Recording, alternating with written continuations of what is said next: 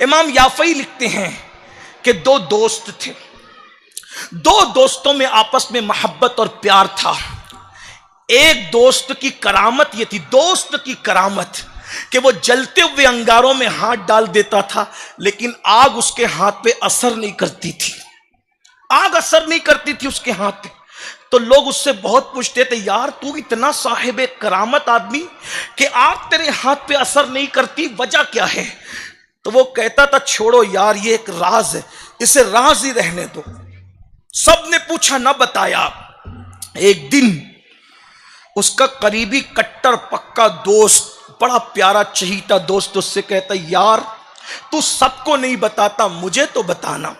آخر وہ دوست کیسا جو اپنے دوست سے راز کو چھپا لے؟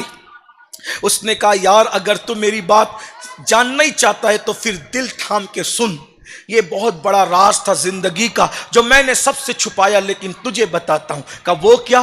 کہا دیکھ، میں جب جوان تھا نا، میں جوانی کی دہلیز پہ میں نے قدم رکھا، دیکھو جوانی دیوانی ہوتی ہے، جوانی دیوانی ہوتی۔ میں جب جوان تھا تو جوانی میں میرے پاس دولت تھی، حسن تھا، اور میں ایک مالدار باپ کا بیٹا تھا۔ یہ بات تو لڑکوں کے ساتھ میں کل کروں گا انشاءاللہ جو مجھے کہنا ہے، لیکن چونکہ آج لڑکے نہیں ہیں تو میں نے آپ ہی سے گفتگو کرنی۔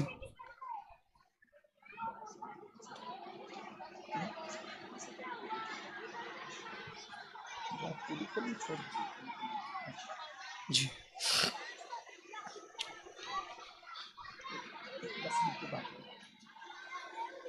درود شریف پڑھ۔ اللہ رب محمد صلی اللہ علیہ وسلم، نحن عباد محمد صلی اللہ علیہ وسلم، صلاۃ و سلام علیک یا جد الحسن والحسین وعلی آلک واصحابک یا جد الغوث الثقلین۔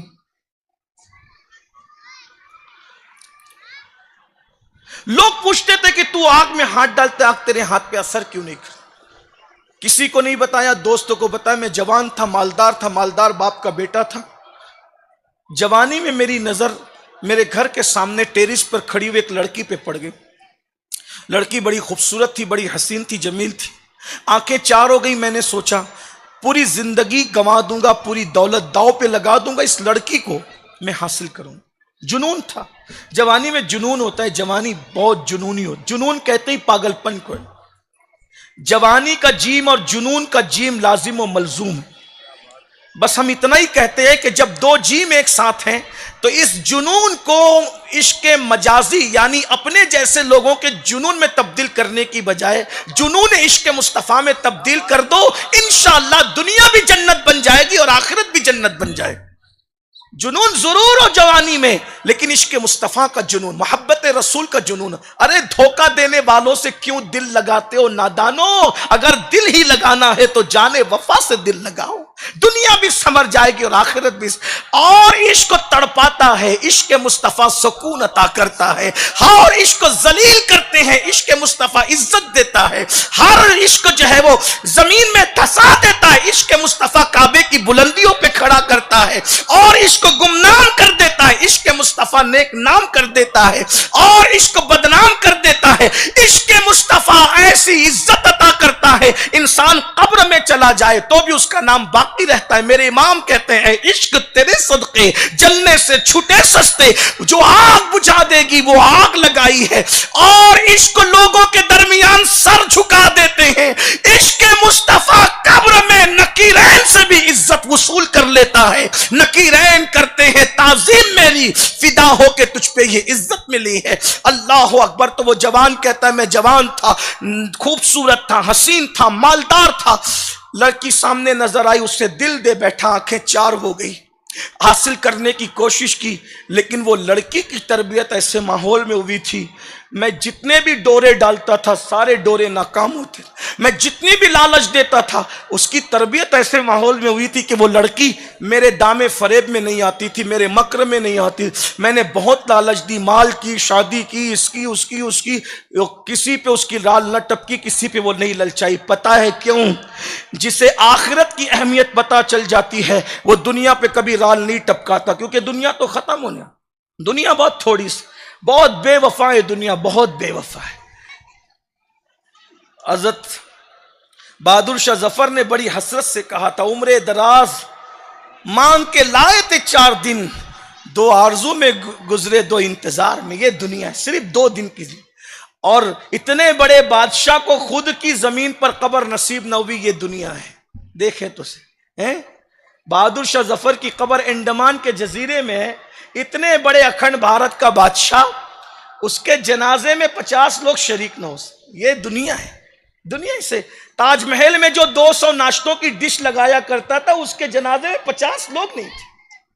اور بہادر شاہ ظفر کی زندگی کا جو آخری دن تھا، پھٹی ہوئی ٹوپی تھی، کھادی کا کرتا تھا اور میلے کپڑے تھے. اور جب انگریزوں سے وہ آخری مقدمہ لڑ رہے تھے تو زبان کچھ بول رہی تھی، ہاتھ اشارے کچھ کر رہے تھے، یعنی ہاتھ بھی اشاروں سے ساتھ نہیں دے رہے تھے. کیوں؟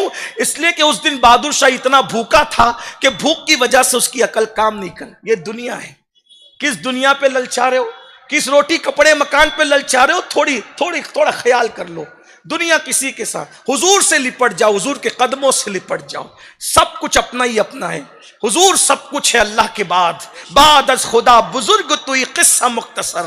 ان سے لپٹ جاؤ، ان کے مذہب کو چھوڑ کر نہ جاؤ، ان کا گھر چھوڑ کر نہ جاؤ. یہ اسلام ان کا گھر ہے، اسی سے لپٹ کر کے رہو. ٹھوکریں کھاتے پھرو گے، ان کے در پہ پڑ رہو. قافلہ تو اے رضا اول گیا آخر گیا. اور میرے امام کہتے فرقے گلی گلی تباہ، ٹھوکریں سب کی کھائیں کیوں؟ دل کو جو عقل دے خدا تیری گلی سے جائیں کیوں؟ رخصت قافلہ کا شور گش سے ہمیں اٹھائیں کیوں؟ سوتے ہیں ان کے سائے میں، کوئی ہمیں جگائیں کیوں؟ اللہ اکبر. وہ کہتا ہے کہ مال تھا، دولت تھی، سب تھا. میں نے لڑکی کو حاصل کرنے کی کوشش کی، لیکن وہ لڑکی میرے دام فریب میں بالکل نہ آئی. بالآخر اس کی شادی ہو گئی. اس پاک دامن نیک لڑکی کی شادی ہو گئی تو ہمارے علاقے میں قحط آ گیا تو ہر غریب مالداروں کے دروازے پر بھیک مانگنے کے لیے کھڑا ہو گیا. میرے باپ نے مجھ سے کہا بیٹا اللہ نے ہمیں مال دیا، دولت دیا ہے، تم غریبوں میں مال تقسیم کر دو. کورونا میں آپ نے دیکھا نا غریبوں کا کیا حال ہوا تھا، غریب کیا مالداروں کا کیا حال ہوا تھا، آپ نے دیکھا. اس زمانے میں قحط تھا، ہر غریب مالدار کے دروازے پہ کھڑا تھا. وہ نوجوان اپنے دوست کو واقعہ سناتے ہوئے کہتا ہے کہ میں نے دیکھا کہ قطار میں جو لوگ لگے ہوئے تھے، اس قطار کے اندر، اس کیو کے اندر وہ لڑکی بھی لگی ہوئی تھی جس سے میں پیار کرتا. بہت عرصے بعد وہ لڑکی دکھی تو میں نے سوچا آج اس کی غربت کا میں بھرپور فائدہ اٹھاؤں گا، آج اس کی غربت کا میں بھرپور فائدہ اٹھاؤں گا، آج اس کی مجبوری کا میں بھرپور فائدہ اٹھاؤں گا. اور میں نے اپنے نوکروں سے کہا تم ان سب کو تقسیم کرو. وہ لڑکی کو لے کے میں کمرے میں آیا اور لڑکی سے کہا لڑکی تو کیوں آئی ہے؟ اس نے کہا کہ میں بیوہ ہو گئی ہوں، 3 میرے بچے ہیں اور تینوں بچے چھوٹے چھوٹے ہیں. میرے بچے بھوک سے بلک اور تڑپ رہے ہیں، تو میں بچوں کی وجہ سے تیرے دروازے پر آئی ہوں کہ تو لوگوں کو بھیک دے رہا ہے تو مجھے بھی دے دے. وہ نوجوان کہتا ہے مجھ پر شیطان غالب آیا اور میں نے لڑکی سے کہا تو جو کہے گی میں دوں گا، دولت میں تجھے تول دوں گا، اناج کیا تجھے دولت میں تول دوں گا. بس ایک کام کر، اپنا جسم مجھے سونپ دے تاکہ میں اس سے لطف اندوز ہو جاؤں. یعنی اس نے زنا کی پیشکش کی، بدکاری کی پیشکش کی. پتہ ہے وہ لڑکی غریب تھی مگر بے غیرت نہیں تھی. نیک ماں باپ نے اس کی اچھی تربیت کی تھی. سیدہ فاطمۃ الزہرا کے کردار کے سائے میں لڑکی نے فوراً ایک جملہ کہا، اے نوجوان اللہ سے ڈر، لذت کے لیے گناہ مت کر، لذت چلی جائے گی گناہ باقی رہ جائے گا. اللہ کو کیا منہ دکھائے گا؟ ارے سارے دروازے تیرے گھر کے بند ہیں، لیکن ایک دروازہ اللہ اور بندے کے درمیان جو کھلتا ہے اس دروازے کو تو بند نہیں کر سکتا، کوئی بند نہیں کر سکتا. اس نے کہا اگر تو اپنا جسم مجھے نہیں سونپے گی، میرے ساتھ بدکاری نہیں کرے گی، میں تجھے کچھ نہیں دوں گا. اس لڑکی نے کہا کچھ نہیں دیتے ہو تو میں آبرو بیچ کر تو اناج کما نہیں سکتی، روٹی کما نہیں سکتی. وہ واپس کیا ہوئی؟ اس کے چھوٹے چھوٹے بچے بلک رہے تھے، اس کے چھوٹے چھوٹے بچے تڑپ رہے تھے. ننھے بچوں کو ماں تھی تڑپتا نہیں دیکھ سکتی تھی. ماں ہوتی ہے، ماں کی ممتا ہوتی ہے. ایک ماں اپنے لیے سب کچھ قربان کر دیتی ہے. اللہ اکبر. میری بہنوں، میں تمہیں کیا ممتا سکھاؤں؟ تم سے زیادہ ممتا کون جانے، کیونکہ تم ماں ہو. میں کس طریقے سے تمہیں ممتا بتاؤں؟ ماں اگر مرغی ہوتی ہے تو بھی بچوں سے پیار کرتی ہے، چڑیا ہوتی ہے تو بھی بچوں سے پیار کرتی ہے. ارے ماں اگر وحشی کتیا ہوتی ہے تو بھی اپنے بچوں سے پیار کرتی ہے. ماں اگر اشرف المخلوقات رسول اللہ کی امت میں ہو تو وہ ماں اپنے بچوں سے کتنا پیار کرتی ہوگی. اس ماں نے اپنے بچوں کو بلکتا اور تڑپتا دیکھا. ماں سے رہا نہ گیا، گھر سے یہ سوچ کر کے نکلی بچوں کی جان بچانا ہے تو آبرو کا سودا کر لوں بعد میں توبہ کر لوں گی. یاد رکھنا یہ شیطان کا بہت بڑا مکر اور فریب ہے. اس طرح انسان سے گناہ کرواتا ہے کہ چلو ابھی گناہ کر لو بعد میں توبہ کر لیں گے. سن لو, بعد میں گناہ کرنے کی مہلت پر تو گناہ نہ, بعد میں توبہ کرنے کی مہلت پر گناہ مت کرو. کس نے کہہ دیا کہ گناہ کے بعد توبہ کی مہلت بھی ملے گی؟ اگر گناہ کرتے کرتے موت آ گئی تو کیا بنے گا ہمارا؟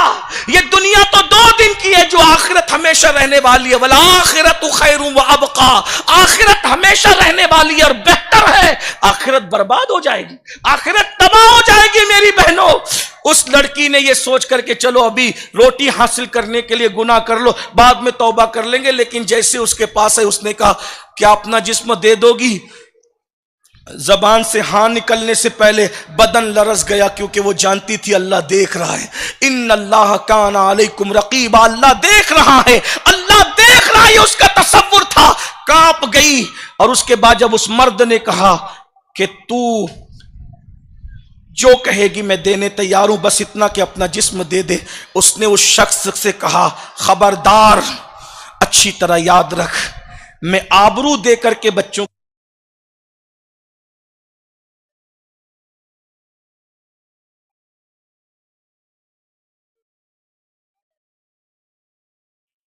بچے کو تڑپ تڑپ کر بھوک سے مرتا تو دیکھ لوں گی, لیکن اللہ کی نافرمانی نہیں کروں گی, اور اب تیرے دروازے پہ لوٹ کر بھی نہیں آؤں گی.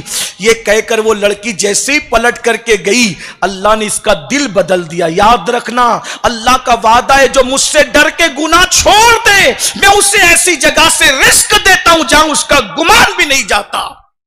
میری بہنوں جب وہ پلٹ کے چلی گئی وہ لڑکے کا دل بدل گیا. وہ جوان کہتا ہے میرا دل بدلا, اور میرے دل میں خیال آیا کہ یہ غریب ہو کر اللہ سے اتنا ڈرتی ہے تو مجھے مالدار ہو کے اللہ سے کتنا ڈرنا چاہیے. اور مال و منال لے کر, تحفے تحائف لے کر, اور ساز و سامان لے کر, غلام کنیزوں کے ساتھ وہ اس لڑکی کے دروازے پر گیا. دستک دی, اندر سے آواز آئی کون؟ باہر سے. اس نے کہا بہن دروازہ کھولو, میں تمہارے لیے تحفے تحائف لے کر کے آیا ہوں. لڑکی نے دروازہ کھول کے مجھے دیکھا تو کہا اب بھی پاپ کے ارادے سے آیا ہے؟ کہا نہیں, جب تو غریب ہو کر اللہ سے اتنا ڈرتی ہے تو مجھے مالدار ہو کر اللہ سے کتنا ڈرنا چاہیے. اس لڑکی کو کہا کہ یہ سامان لے لو. میں نے, اس لڑکی نے کہا رک ابھی نہیں لوں گی. اس نے سر سجدے میں رکھا اور بلند آواز سے دعا کی, اللہ میں اس نوجوان کے لیے دعا کرتی ہوں کہ تو اس پر دنیا کی آگ بھی حرام کر دے اور جہنم کی آگ بھی حرام کر دے. وہ نوجوان اپنے دوستوں سے کہتا ہے میرے بھائی, اس متقی پاک دامن لڑکی کی دعا کا نتیجہ ہے کہ جس دن سے اس نے دعا کی ہے میں آگ میں ہاتھ ڈال دیتا ہوں, آگ میرے ہاتھ پہ اثر نہیں کرتی. جب اللہ نے دنیا کی آگ مجھ پہ حرام کر دی ہے, امید ہے کہ انشاءاللہ مجھ پر جہنم کی آگ بھی حرام ہو گئی ہوگی. میری بہنوں دیکھو, عزت بچانے والی نوجوان لڑکی اگر کسی آوارہ لڑکے کو دعا دے دے تو اس کو کرامت مل جاتی ہے. خود اس کی اپنی لڑکی کی کرامتوں کا حال کیا ہوگا, خود اس کے اپنے مقام و مرتبے کا حال کیا ہوگا. اس لیے میں اس سنی اجتماع میں اپنی بہنوں سے, بیٹیوں سے کہتا ہوں سب کچھ قربان کر دینا, 2 چیزیں بچا لینا, دنیا اور آخرت سب سمر جائے گی. ایک ایمان بچا لو اور ایک عزت بچا لو, دنیا بھی کامیاب ہے اور آخرت بھی کامیاب ہے.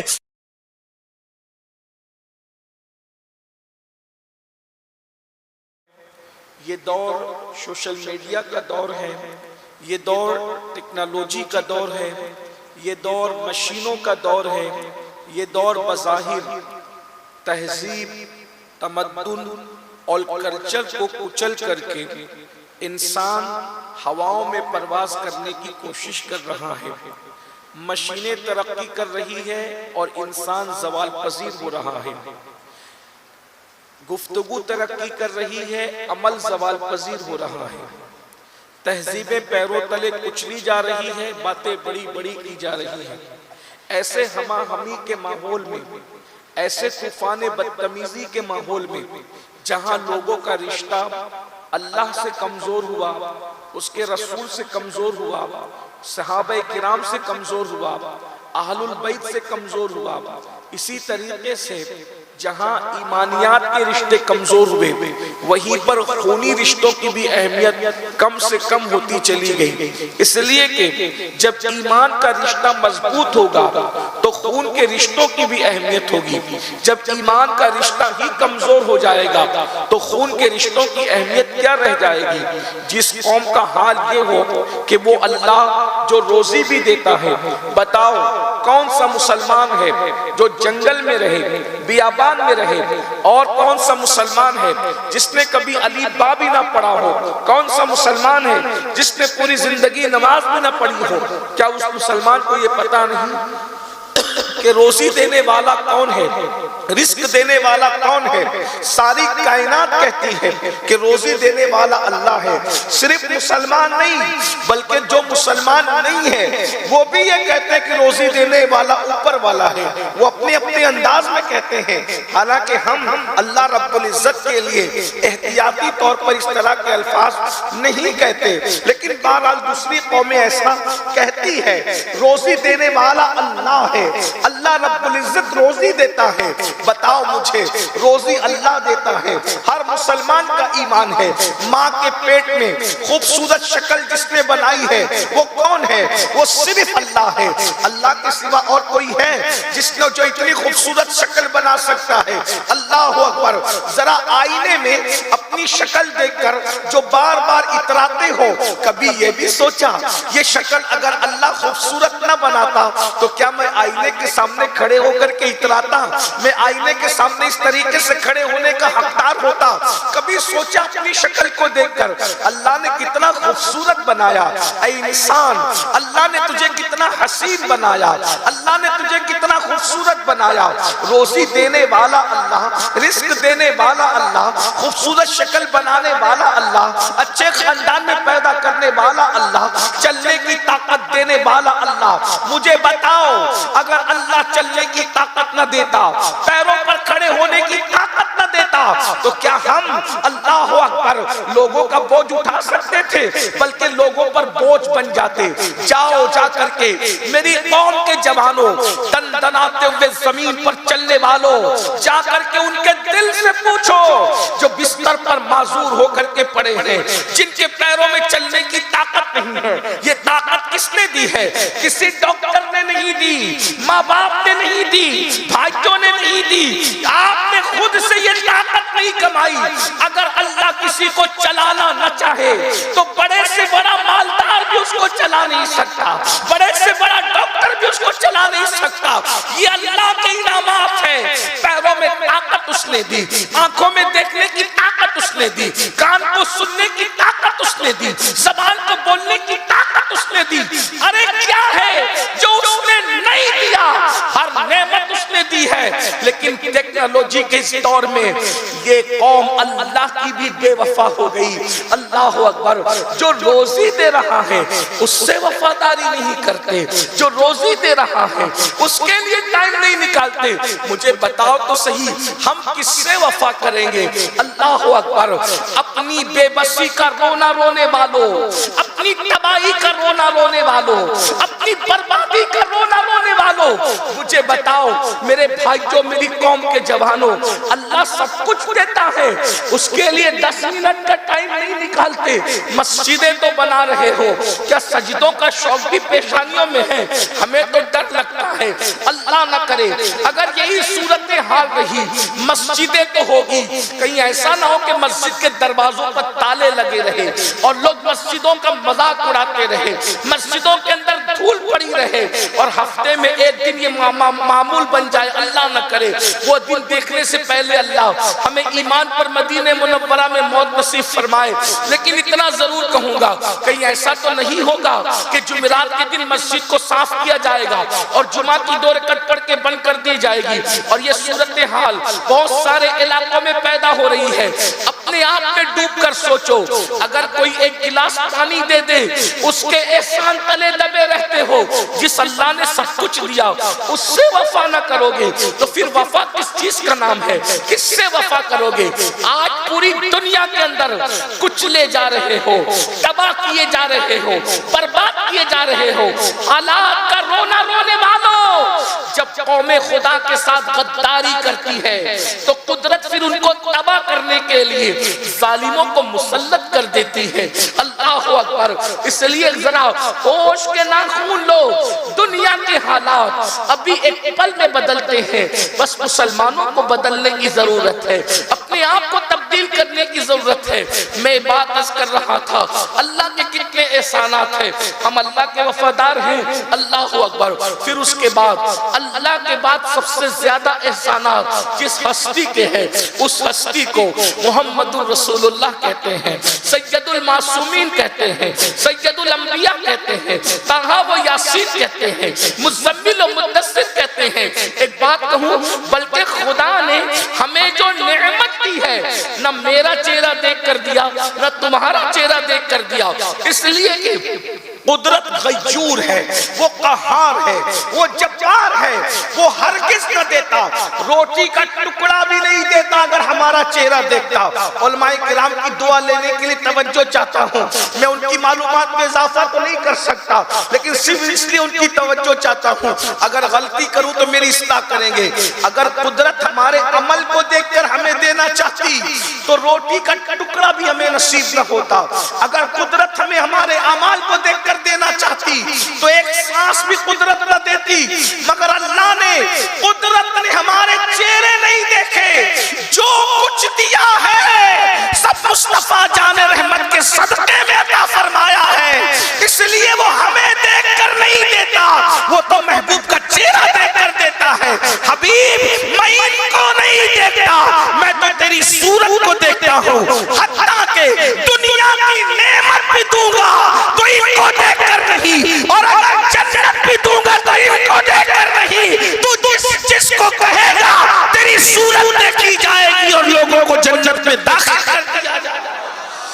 میرے امام کہتے ہیں خلق کے حاکم ہو تم، رزق کے قاسم ہو تم سے ملا جو ملا، تم پہ کروڑوں درود، جس کو جو بھی خیرات ملی ہے مصطفیٰ جان رحمت کے در سے ملی ہے۔ رب ہے موتی، یہ ہے قاسم، رزق اس کا ہے، کھلاتے یہ ہے، کون دیتا ہے، دینے کو منہ چاہیے، دینے والا ہے سچا ہمارا نبی۔ میرے کریم سے گر قطرہ کسی نے مانگا، دریا بہا دیے ہیں، در پہ بہا دیے ہیں۔ یاد رکھو جو بھی نعمتیں مل رہی ہے مصطفیٰ جان رحمت کے صدقے میں مل رہی ہے۔ قرآن کس نے دیا؟ مصطفیٰ جان رحمت کے ہاتھوں سے دیا گیا۔ نمازیں کس کی وجہ سے ملی؟ مصطفیٰ جان رحمت کے ہاتھوں سے ملی۔ اللہ اکبر۔ ایک بات بتا، اور انبیاء کرام کی قومیں اگر جرم کرے تو قدرت ان کو اوپن کر دیتی، قدرت ان کو بے نقاب کر دیتی، حتیٰ کہ ایسے ان کے عیب کو کھولا جاتا کہ اپنی کتابوں میں ان کے عیب بیان کر دیے گئے۔ غور کرنا، حضور کے امتی ہونے کا ہمارے سب سے بڑا فائدہ کیا ہے؟ قوم لوط نے جو کیا کتابوں میں آ گیا کہ قوم لوط اتنی بری تھی۔ قوم یونس نے جو کیا کتابوں میں آ گیا کہ قوم یونس اتنی بری تھی۔ قوم موسیٰ نے جو کیا کتابوں میں آ گیا۔ قوم نوح نے جو کیا کتابوں میں آ گیا۔ قوم عاد نے جو کیا کتابوں میں آ گیا۔ قوم سمود نے جو کیا کتابوں میں آ گیا۔ لیکن امت محمدیہ کو سب سے آخر میں بھیجا گیا، حبیب تیرے بعد کوئی کتاب نازل نہیں کریں گے، نہ کوئی نبی آئے گا نیا، نہ کوئی کتاب آئے گی، تاکہ تیری امت جو پاپ اور جرائم کرے اس پر پردہ ڈال دیں گے، کسی کو بتائیں گے نہیں، اس لیے کہ ان پاپیوں کو نہیں دیکھتے، تیری معصومیت اور تیری محبوبیت کی وجہ سے ان پر پردہ ڈال دیں گے۔ اور ایک بات غور فرمائے، سب کے عیب سب کے عیب امت محمدیہ پہ ظاہر کیے، مگر امت محمدیہ کے عیب کسی امت پر ظاہر نہیں کیے۔ ان سے پہلے ان کی خوبیاں تو بیان کی گئی، لیکن ان کی خرابیاں کسی قوم کے سامنے بیان نہیں کی گئی۔ اللہ اکبر، اتنے احسانات نبی کے ہیں، بتاؤ اس نبی کے ساتھ ہماری وفاداری کیا؟ کبھی غور کرنا، ہم کہتے ہیں ہم نبی کے نام پہ جان دے دیں گے، ایک دن میں رسول اللہ کا ذکر کتنی بار کرتے ہو؟ اپنے آپ میں ڈوب کے سوچو، کوئی ہاتھ اٹھانے کی ضرورت نہیں، کچھ جواب دینے کی، اپنے ضمیر کی عدالت میں خود کو کھڑا کر کے سوچو کہ جس نبی کے اتنے احسانات ہیں، اس نبی کا نام ہم دن میں کتنی بار لیتے ہیں، کتنی بار اپنے آقا پہ درود پڑھتے ہیں؟ بتائیے۔ اللہ درود بھیج رہا ہے اپنے محبوب پر، فرشتے درود پڑھ رہے ہیں محبوب پر، ہر اللہ والے نے درود پڑھا اور درود ہی پڑھتے رہے، اس لیے کہ درود کبھی مردود نہیں ہے، اور جب کوئی ایک مرتبہ درود پڑھتا ہے، بخاری شریف کی حدیث ہے من صلی علیہ واحدہ صلی اللہ علیہ عشرہ، کہ جو مجھ پہ ایک بار درود بھیجے اللہ اس پر 10 مرتبہ درود نازل کرتا ہے، اس پر 10 مرتبہ رحمتیں نازل فرماتا ہے۔ درود درود ہے، کبھی درود پڑھا۔ دوستوں کی غیبت ایک دن میں کتنی بار کرتے ہو؟ محبوب پہ درود کتنی بار پڑھتے ہو؟ گالی کتنی بار دیتے ہو؟ درود کتنی بار پڑھتے ہو؟ یعنی جس نے ہم پہ احسان کیا، ہم نے ہمیشہ اس کی احسان فراموشی کی۔ اب آپ کہتے ہیں کہ ہم برباد ہیں، ہم تباہ ہیں، ہم ذلیل ہو رہے ہیں، ہم رسوا ہو رہے ہیں۔ اللہ رسول سے وہ وفا نہیں کی۔ ایک بات کہوں، برا مت ماننا، کتے کو اس کا مالک ایک روٹی دیتا ہے، صرف ایک روٹی، وہ بھی دروازے پہ بٹھا کر کے ذلت کے ساتھ دیتا ہے۔ کتے کو مالک کبھی عزت نہیں دیتا، ایک روٹی دیتا ہے، اور وہ بھی دروازے پہ بٹھا کر کے دیتا ہے، پھینک کر دیتا ہے، تو بھی وہ کتا 24 گھنٹے مالک کے دروازے پہ پہرے داری کرتا ہے۔ رات دن کا یہ تجربہ ہے، کتوں کا یہ حال ہے۔ کیا ہم کتوں سے بھی غیر گزرے ہو؟ بہت بڑے بنتے ہو نا۔ میں آپ کو کتوں سے غیر گزرا کہہ نہیں رہا ہوں، اپنے آپ سے بھی سوال ہے اور آپ سے بھی سوال ہے، کیا ہم کتوں سے بھی غیر گزرے ہو؟ کتے ہم سے آگے نکل کے وفا میں۔ جس جانور کو کوئی اچھا نہیں کہتا، اس کی موجودگی رحمت کے فرشتوں کی آمد کو روک دیتی ہے۔ ہم اور آپ تو اشرف المخلوقات ہیں، اس کا مالک اس کو صرف ایک روٹی دیتا ہے، ایک روٹی، وہ 24 گھنٹہ مالک کے دروازے کو پکڑ کے بیٹھتا ہے، 24 گھنٹہ۔ جب ساری مخلوق سو جاتی ہے، وہ مالک کی وفا میں جاگتا رہتا ہے، کوئی اس کے دروازے پہ چور نہ آئے، اور اگر آ جائے کوئی چور تو وہ کسی کی پرواہ نہیں کرتا، بھونک بھونک کر کے اپنے مالک کو آگاہ کرتا ہے کہ تیرے دروازے پہ کوئی ڈاکہ ڈالنے کے لیے آیا ہے۔ میری قوم کے جوانوں، ایک روٹی کتے کو دی پھینک کر، تو کتے نے یہ وفاداری کی، ہمیں تو جو دیا سب اللہ نے دیا۔ ہمارے پیدا ہونے سے پہلے ماں کے سینے میں دودھ جس نے پیدا کیا، غور کیجئے، اگر اللہ ہماری پیدائش سے پہلے ہمارے ماں کے سینے میں دودھ پیدا نہ کرتا، ہم کیا پیتے؟ اور اگر دودھ پی لیتے اور اگر وہ ہضم کرنے کی طاقت نہ دیتا تو ہمارا کیا ہوتا؟ یہ سب اسی کا، پینے کی طاقت اسی نے دی، ہضم کرنے کی طاقت اسی نے دی۔ کبھی غور بھی کیا ہم اپنے مالک کے کتنے وفادار ہیں؟ کتا مالک کا در چھوڑ کر نہیں جا رہا ہے، اور ہم اتنے بے وفا ہیں کہ سب کے در پہ جا رہے ہیں، مالک کے در پہ نہیں آ رہے ہیں۔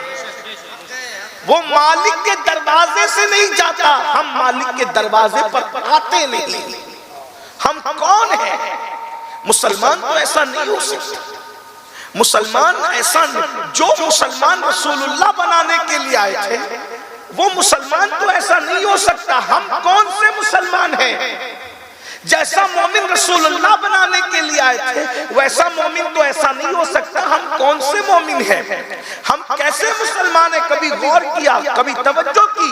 جس دن ہم اس بات پر توجہ کریں گے اس دن ہماری زندگی کچھ اور ہوگی. آج ہماری زندگی کچھ اور ہے. بہرحال میرا عنوان یہ نہیں, میں تمہید میں صرف یہ بات کہنا چاہتا ہوں, جو قوم اللہ سے ویسی وفاداری نہ کرے, رسول اللہ سے ویسی وفاداری نہ کرے, اللہ اکبر, جب ایمانیات کے رشتے اتنے کمزور ہو جائیں تو پھر خون کے رشتوں کی اہمیت کیا رہ جاتی ہے. ایک بات میں آپ سے عرض کرتا ہوں, اپنی گفتگو کو آگے بڑھانے سے پہلے ایک بات کبھی سوچا, کتے کے مالک نے ایک روٹی دی اور اس کے گھر پر کوئی حملہ کرے, چوری کرے, ڈاکہ ڈالے, تو کتا طاقت نہ ہونے کے باوجود چیختا ہے, چلاتا ہے, لوگوں کو آگاہ کرتا ہے, لوگوں کو بیدار کرتا ہے کہ تیرے گھر پہ حملہ ہوا ہے.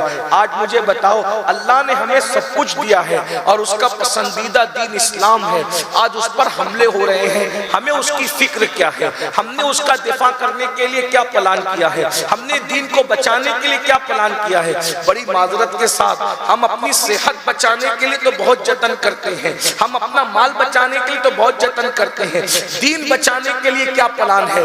آج بچیاں ارتداد کی طرف جا رہی ہیں, آج بچے کفر کی طرف جا رہے ہیں, دین چھوڑ کر کے کسی اور راستے کو لوگ اختیار کر رہے ہیں. بتاؤ, ہم نے کبھی سوچا, کبھی ہم نے غور کیا, ہم اپنی روٹی روزی کے لیے جتنا سوچتے ہیں کبھی ہم نے اپنے دین کے لیے بھی اتنا سوچا, ہم اپنے بچوں کی شادی بیاہ کے لیے جتنا سوچتے ہیں اتنا اپنے بچوں کا ایمان بچانے کے لیے بھی کبھی سوچا, ہم اپنے بچوں کو دنیاوی ڈگری دلانے کے لیے جتنا سوچتے ہیں ایمان کی ڈگری دینے کے لیے بھی کبھی ہم نے اتنا سوچا, کبھی نہیں سوچا. اس لیے کہ ہمارے پاس ہر چیز کی اہمیت ہے, ہمارے پاس دین کی اہمیت نہیں, ہمارے پاس اسلام کی اہمیت نہیں, ہمارے پاس ایمان کی اہمیت نہیں.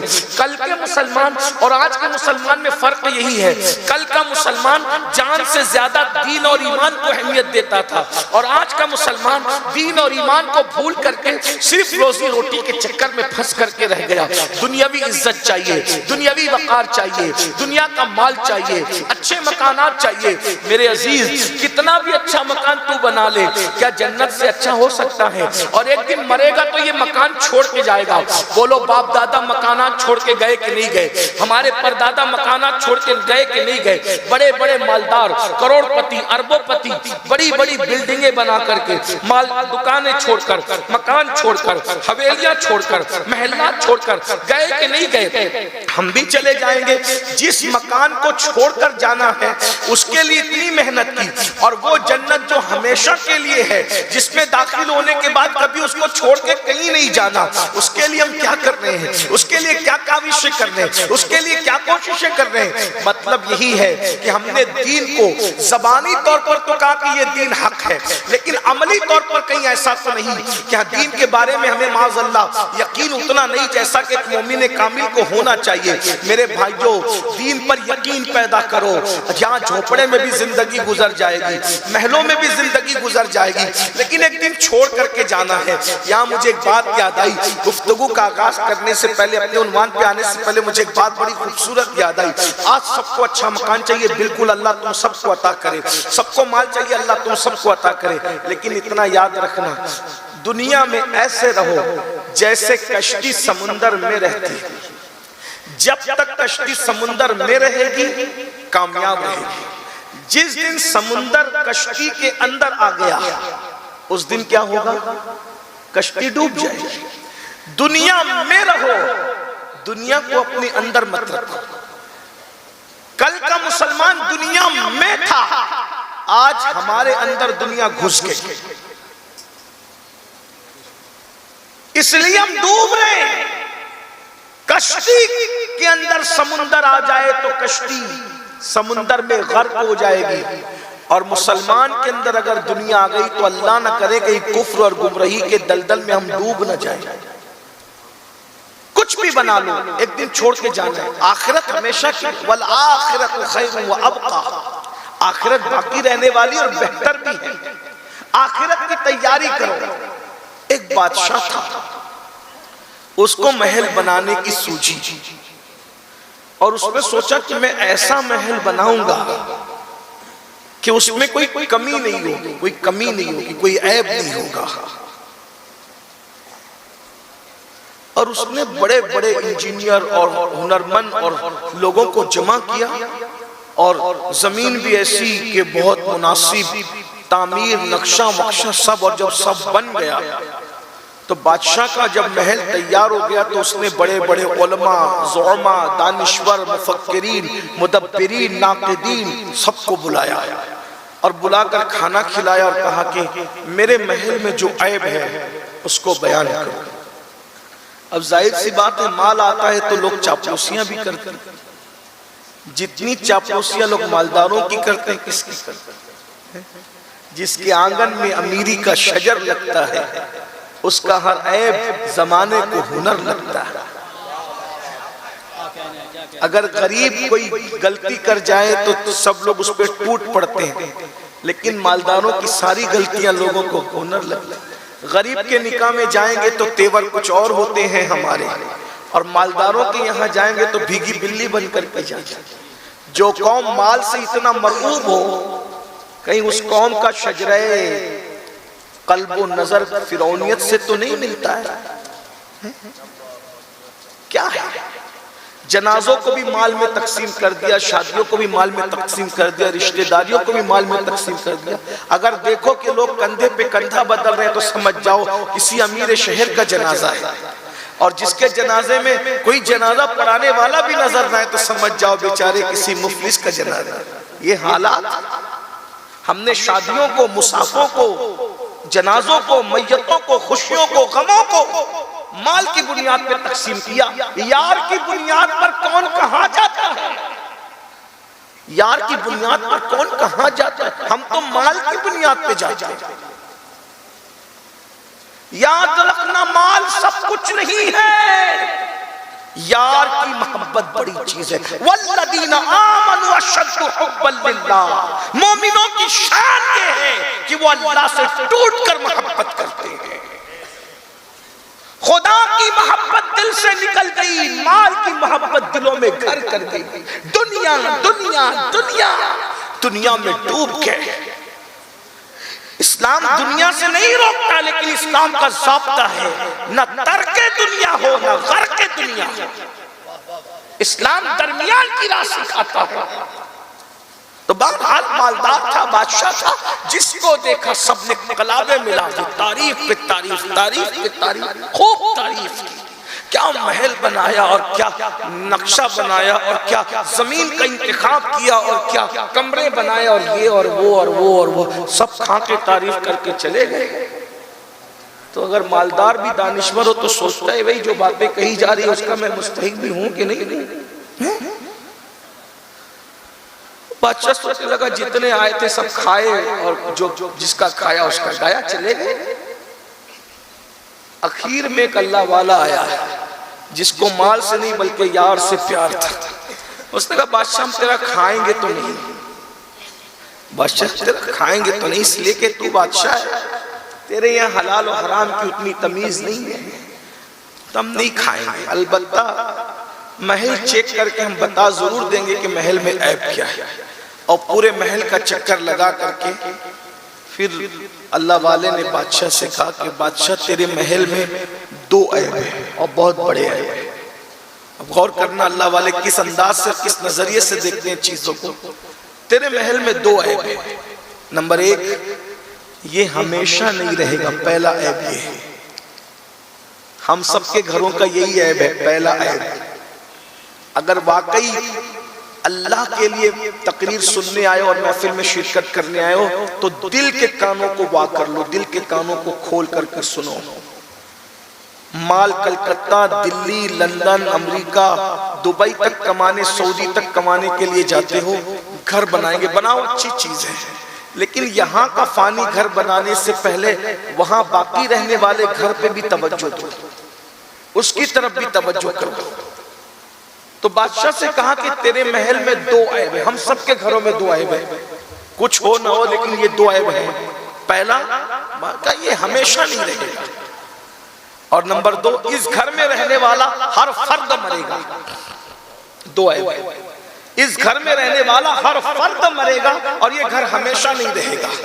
بادشاہ کو ہنسی آ گئی، بادشاہ نے کہا کیا کسی کا ایسا بھی محل ہے کہ جس میں یہ دونوں عیب نہیں؟ کہا بالکل، اسے جنت کہتے ہیں، اسے جنت کہتے ہیں۔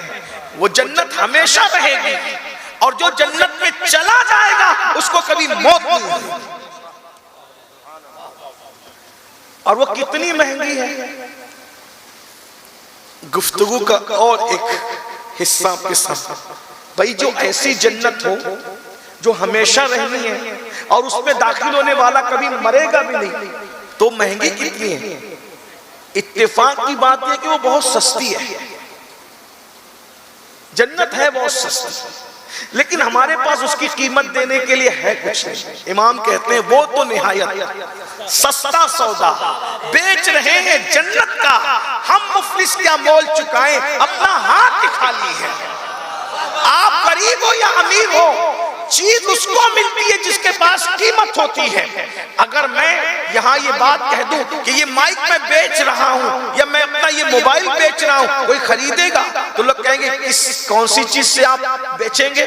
میں کہوں گا اگر کسی کے پاس یہاں 1 میٹر کا سرخ دوپٹہ ہو، مردوں میں کسی کے پاس، اپنے پاس خود کسی کی جیب میں 1 میٹر کا سرخ دوپٹہ ہو تو میں وہ آپ کو دے دیتا ہوں، وہ موبائل دے دیتا ہوں، آپ مجھے وہ دوپٹہ دے دیں۔ سب یہاں ایک دوسرے کا منہ تکتے رہ جائیں گے کہ ہمارے پاس تو سرخ دوپٹہ ہے ہی نہیں 1 میٹر کا جیب میں، ہم کیسے نکال کر کے دیں؟ یاد رکھنا قیمت تو سستی تھی لیکن ہمارے پاس تھی نہیں، اس لیے ہم خرید نہ سکے۔ جنت بڑی سستی ہے لیکن اس کی قیمت ہمارے پاس نہیں ہے۔ کیا قیمت ہے بتا دوں؟ اب ایک وہ بات آپ نے سنی، دوسری اس سے جوڑ کر کے بتا دوں۔ اللہ اکبر، وہ جنت جو ہمیشہ رہے گی، اس میں داخل ہونے والا کبھی نہیں مرے گا۔ وہ جنت ملتی کتنے میں ہے؟ ایک مختصر میں یہ بات پیش کر کے اپنی بات کو عنوان کی طرف جلدی سے آ جاؤں تاکہ قائد محترم کی آمد سے پہلے میں اپنے دونوں عنوان کو مکمل کر سکوں۔ اللہ اکبر، سیدنا مالک الدینار، مالک ابن دینار ہم جن کو کہتے ہیں، یہ جلیل القدر تابعین میں سے ہے، حضرت مالک الدینار۔ اللہ اکبر، بعض لوگوں نے ان کا شمار تبع تابعین میں بھی فرمایا ہے۔ بہرحال جو بھی ہیں، جو بھی ان کی شان ہے، لیکن یہ بڑے اللہ والوں میں سے، بڑے بزرگوں میں سے ہے۔ ایک بات یہ بھی بتا دوں، ابتدا کی زندگی یہاں سے آپ میں آغاز کرتا ہوں، ان کی زندگی، ابتدا کی زندگی بڑی جو ہے وہ کشمکش میں گزری ہے۔ اپنے جوانوں سے یہ بھی کہہ دوں، اگر زندگی گناہوں میں گزری، زندگی جرائم میں گزری، اگر زندگی برائیوں میں گزری تو مایوس مت ہونا۔ ہمارا اللہ وہ نہیں ہے جو ناپتے تولتے رہتا ہے۔ استغفر اللہ، الیاذ باللہ، خدا کو جو لوگوں نے یہ بنا کے پیش کیا ہے نا کہ ہر وقت وہ تمہیں عذاب دینے کا پلان کرتا ہے، عذاب دینے کا منصوبہ کرتا ہے، یاد رکھنا ہمارا جو اللہ ہے، جو رب محمد ہے، ہم اس کو اس انداز سے دیکھتے ہیں جب اس کا محبوب رحمت للعالمین ہے تو آخر اس کی شان رحمت کا عالم کیا ہوگا؟ جو رحمت للعالمین کا بنانے والا ہے خود اس کی شان کا عالم کیا ہوگا؟ ارے جو فتح مکہ کے دن جان کے دشمنوں کو معاف کرتا ہے، رسول اللہ کے ہاتھ میں اقتدار ہے مکے کا، فاتح مکہ بن کر رسول اللہ مکے میں داخل ہوئے ہیں، ظالم سامنے کھڑے ہیں، چچا کا کلیجہ چبانے والے سامنے ہیں، چچا کو شہید کرنے والے سامنے ہیں، مکے کو سے نکالنے والے سامنے ہیں، صحابہ کے کپڑے کھینچنے والے سامنے ہیں، رسول اللہ کی بیٹیوں کو طلاق دلوانے والے سامنے ہیں، 3 سال تک سوشل بائیکاٹ کرنے والے سامنے ہیں، جان کے دشمن مجرم لوگ سامنے ہیں۔ حضور فاتح مکہ بن کر جب آتے ہیں تو میرے آقا علیہ السلام کے حوالے سے لوگ سوچتے ہیں ہر فاتح جب مفتوح علاقہ میں پہنچتا ہے تو خون کی ندیاں بہا دیتا ہے۔ آج محمد عربی جن کی بیٹیوں کو ہم نے طلاق دلوایا تھا، جن کے چچا کا کلیجہ چبایا تھا، اللہ اکبر، جن کو 3 سال تک شعب ابی طالب میں قید کیا تھا، جن کے کپڑے پھاڑے تھے، جن کے گھر پہ پتھر برسائے تھے، جس کی رفیق حیات کو صدمے دے کے بیمار کر کے موت کی وادیوں میں ڈھکیلا تھا، جن کے صحابہ کو تڑپایا تھا، آج وہ فاتح بن کے داخل ہو رہا ہے، خون کی ندیاں بہے گی، اللہ اکبر، مگر چشم فلک گواہ ہے، پشت زمین گواہ ہے، دوست و دشمن سب اس بات کو ماننے کے لیے تیار ہے، کوئی انکار نہیں کرتا جب میرے نبی کے سامنے وہ مجرم بن کر کے کھڑے تھے۔ تصور میں لانا، آپ اس بات کو بار بار سن چکے ہیں لیکن کسی الگ اینگل سے، تو اللہ اکبر، رسول اللہ کی شان میں یہ کانفرنس ہے، اللہ اکبر، سرکار مدینہ کانفرنس درس ہے. توجہ کرے, جان کے دشمن, بڑے بڑے مجرم, کافر بھی مجرم بھی, کافر بھی مجرم بھی, کافر بھی مجرم بھی سامنے کھڑے ہیں. آقا علیہ الصلوۃ والتسلیم اب کیا کریں گے؟ اب روح کا اشارہ ہوگا, خون کی ندیاں بہے گی. لیکن میرے کریم آقا نے پوچھا, رحمت للعالمین نے پوچھا, کبھی دنیا کی کسی عدالت میں کوئی جج مجرم سے نہیں پوچھتا بتا تیرے ساتھ کیا سلوک کیا جائے. لیکن یہ شان رحمت للعالمین ہے, کافروں سے, جان کے دشمنوں سے پوچھتے بتاؤ تمہارے ساتھ کیا سلوک کروں. وہ کہتے ہیں آپ کریم ہے, کریم کے بیٹے ہیں, کرم کے سوا کیا امید کی جا سکتی ہے. آقا نے کیا فرمایا, جاؤ میں نے تم سب کو معاف کر دیا. توجہ کرنا, میں نے تم سب کو معاف کر دیا, میں نے تم سب کو معاف کر دیا, میں نے تم سب کو معاف کر دیا. جان کا دشمن کافر ہو, غدار ہو, دشمن ہو, اللہ اکبر, رسول اللہ سے نفرت کرنے والا ہو, حضور کو ستانے والا ہو, آقا فرماتے جاؤ میں نے تم سب کو معاف کر دیا. جب رحمت للعالمین کے سامنے دشمن کھڑا ہو, کافر کھڑا ہو, تو آقا فرماتے لا تثریب علیکم اليوم, آج کے دن تم پر کوئی مواخذہ نہیں ہے. جب بننے والے رحمت للعالمین کی معاف کرنے کی شان یہ ہے کافروں کے ساتھ. ارے الحمدللہ ہم تو ان کے کرم سے مومن ہیں. جب محشر میں مجرم کھڑے ہوں گے, فتح مکہ میں محبوب سزا نہیں دیتا تو محبوب کو بنانے والا قیامت میں ہمیں سزا کیسے. سبحان اللہ, سبحان اللہ. نعرہ تکبیر, نعرہ رسالت, حضور شہزادہ غوث اعظم. اللہ سے دور بھاگنے والوں یہ سوچ کے کہ وہ ہر وقت ہمیں عذاب کا منصوبہ بناتا ہے, معاذ اللہ, استغفر. عذاب کسی اور کے لیے ہے, وہ تو کروڑوں ماؤں سے زیادہ ہم سے پیار کرتا ہے, وہ تو ماں سے زیادہ ہم سے پیار کرتا ہے. اس لیے دور مت بھاگو, قریب آؤ, اس سے قریب آؤ. اللہ فرماتا ہے میں کیا کروں گا تمہیں عذاب دے کے. وہ خود قرآن میں کہہ رہا ہے, کیا کہتا ہے, میں کیا کروں گا تمہیں عذاب دے کے, اور میں کیا کروں گا تمہیں عذاب دے کے. اگر تم میرے شکر گزار بن جاؤ تو میں تمہیں عذاب دے کے کیا کروں گا. میں تمہیں عذاب دے کے, عذاب دینے کے لیے کسی اور کو مقرر کیا ہے. تم تو محبوب کے وفادار, بس وفاداری کر لو, شکر کر لو, کیا کروں گا عذاب دے کے. تو اللہ بڑا کریم ہے, بڑا مہربان ہے. تو اللہ سے ڈرنا, آپ کہیں جب کریم ہے تو اسے ڈرنا کیوں چاہیے. تو میں کہتا ہوں لوگ سانپ سے بھی ڈرتے ہیں اور باپ سے بھی ڈرتے ہیں. توجہ ہے آپ کی, لوگ سانپ سے بھی ڈرتے ہیں اور باپ سے بھی ڈرتے ہیں. سانپ سے کیوں ڈرتے, ڈس نہ لے. باپ سے کیوں ڈرتے, محبت ہے.